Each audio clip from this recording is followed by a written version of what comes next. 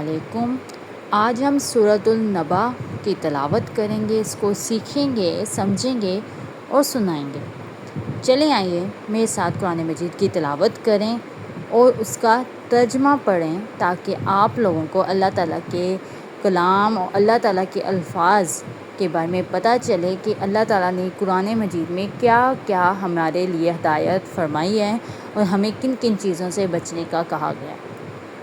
اعوذ باللہ من الشیطان الرجیم، بسم اللہ الرحمن الرحیم۔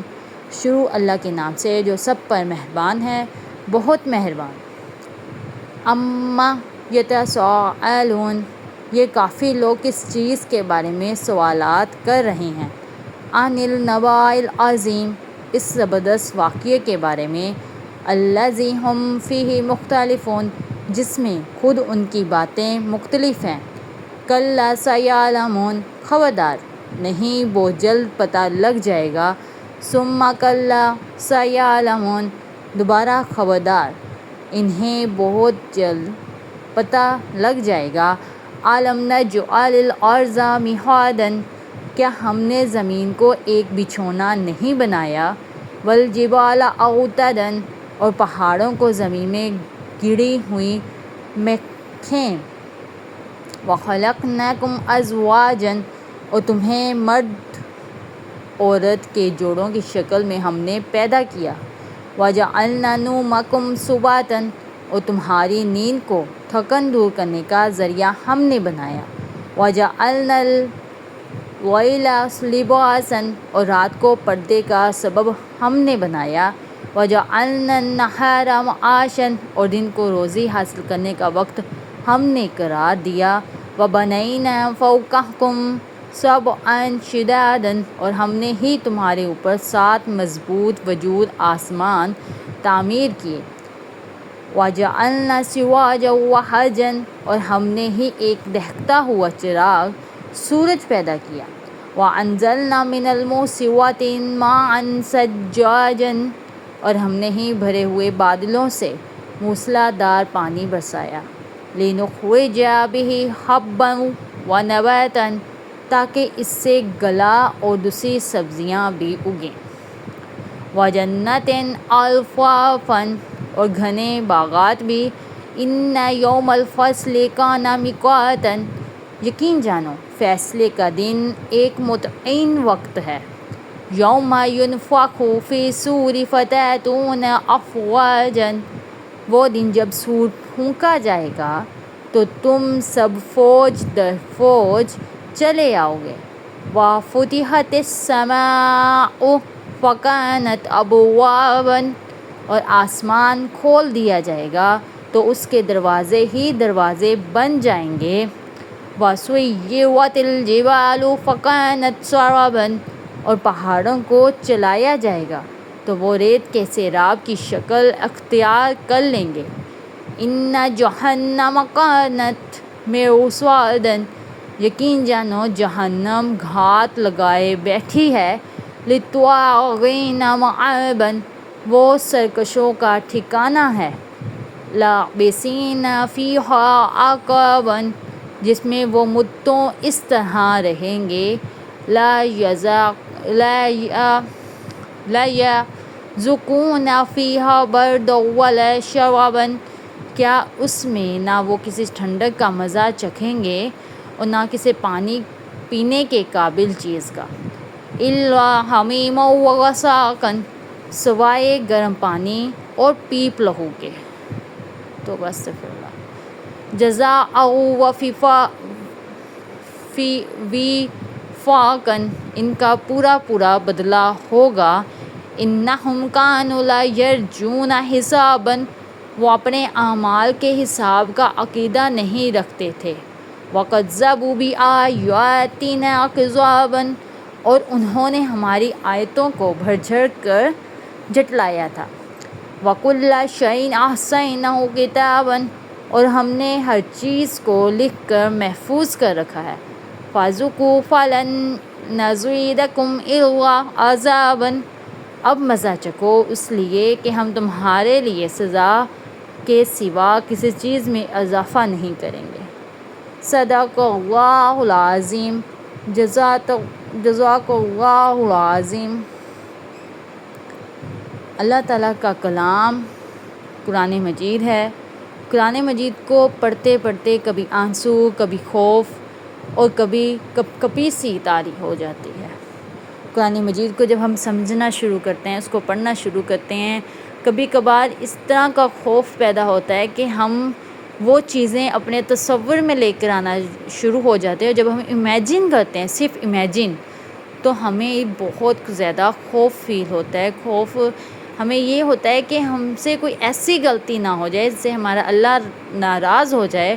اور یہ سب چیزیں اللہ نہ کریں ہمارے ساتھ ایسا ہو تو ہم کہاں جائیں گے، پھر کس در پہ جائیں گے. میری بیٹیوں سے ایک ریکویسٹ ہے، بہنوں سے ایک ریکویسٹ ہے، بیویوں سے ایک ریکویسٹ ہے، میری ماؤں سے ایک ریکویسٹ ہے کہ اپنی تربیت، اپنے ماحول کو دوبارہ اسلام کی طرف لے کر آئیں.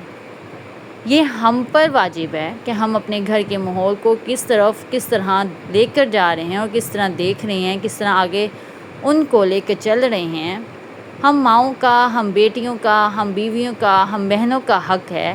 یہ اس چیز پر ہمارا پورا ہے کہ ہم ہر کسی کو اچھی سے اچھی بات کی تربیت دیں اور آگے ان کو لے کے جائیں. بے شک وہ بھائی ہیں، بے شک وہ بیٹے ہیں، بے شک وہ خاوند ہیں، بے شک وہ باپ ہیں.